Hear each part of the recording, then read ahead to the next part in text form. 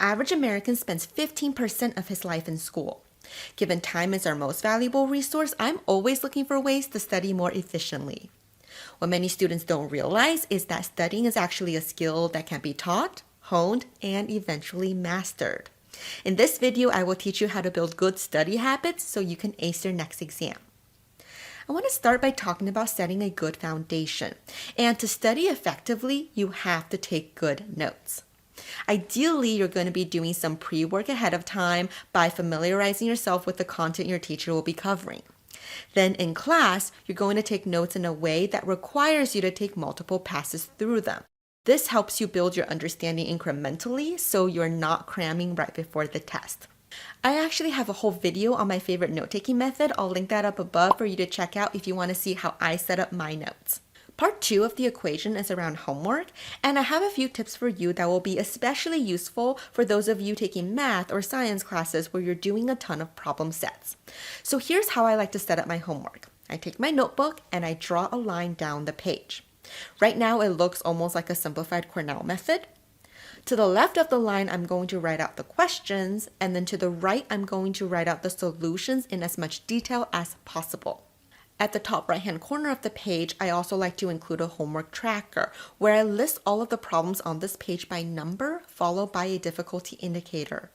I use E to represent easy questions, M for medium, and H for hard, but you can also use symbols like check marks or stars, whatever works for you. The idea here is if I'm flipping quickly through my notes, I can easily see which questions gave me the most difficulty so I can reattempt those. Setting up my homework like this also allows me to just take a blank sheet of paper to cover up the solutions so I can reattempt those harder questions. Next, let's talk about creating that study plan. So the first step is to create a list of all of the topics that you will need to know for the exam. I find this to be quite a therapeutic process because I get to take all of those ideas floating around in my head and put it on a sheet of paper that I can see right in front of me. I also encourage you to make your list as granular as possible. So let's say I'm studying conic sections. I don't just want to have one line to capture conic sections. I would say hyperbolas, parabolas, and ellipses separately so that I know which areas I really need to focus on. Once you have your list, the next thing to do is to go through and color code them based on difficulty. You can, of course, use highlighters. For simplicity, I like to take a few colored pens.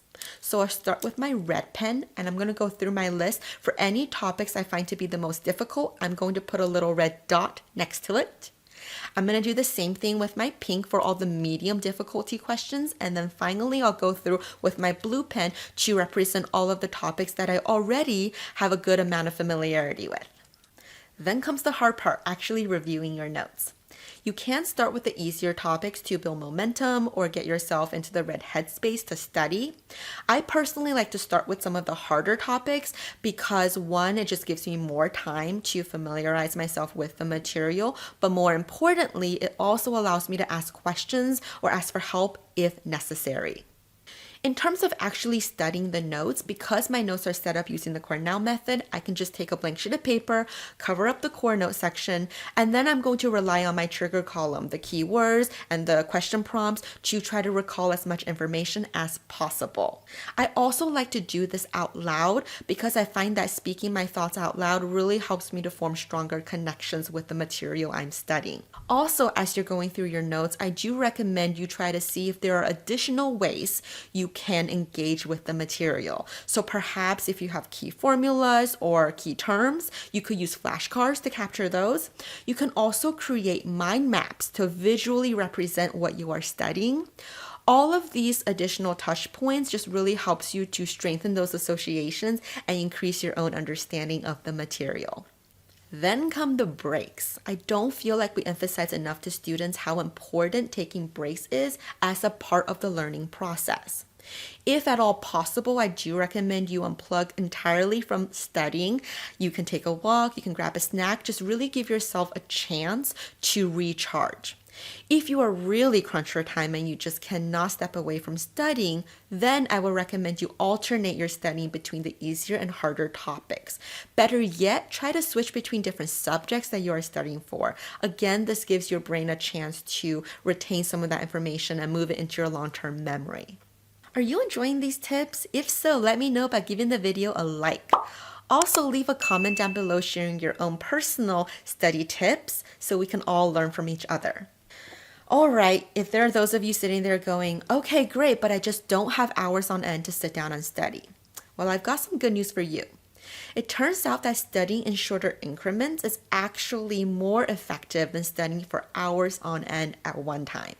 So if you're constantly on the go, I do recommend you take your notes with you in digital format so you can squeeze in some studying whenever you have some downtime. You can go old school and just snap pictures of your notes using your phone's camera, but this is 2021 and we have much more sophisticated apps that can help you do a much better job. The one I want to share with you today is the Scriptsy app from Hamlin, who is also the sponsor of our video.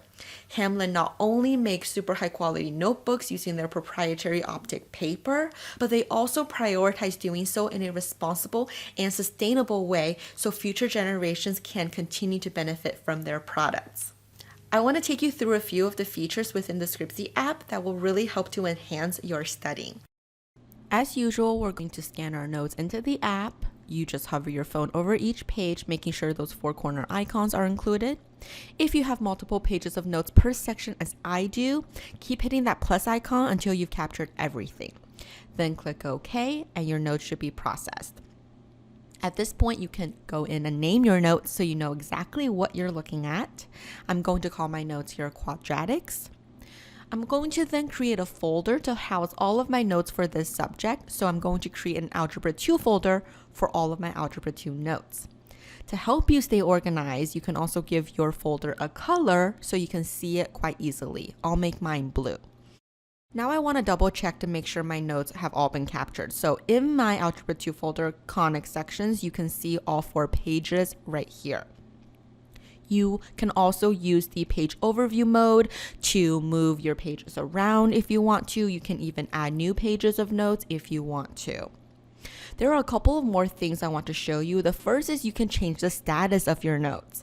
Here are the default values which you can edit, but I'm just going to leave them as is. I'm actually going to make my conic sections red to indicate a very high priority. This is definitely what I want to study next. If you go into it, you can also create an alert, set a date and a time, and you will receive a phone notification at that time. Accountability is such an important part of the study process, so having this reminder just really holds you to actually studying your notes. Lastly, let's talk about ramping up to test day. It's the week of your exam, you're probably feeling a little bit anxious. It's okay, here are a couple of the things you can do. First, you can run through your flashcards, and I would do so using the quiz mode within the Scriptsy app. You can also create a one-pager where you're trying to capture all of the main ideas onto one sheet of paper. I like to make this as visual as possible by sectioning off different parts of the page to represent the different pieces of information.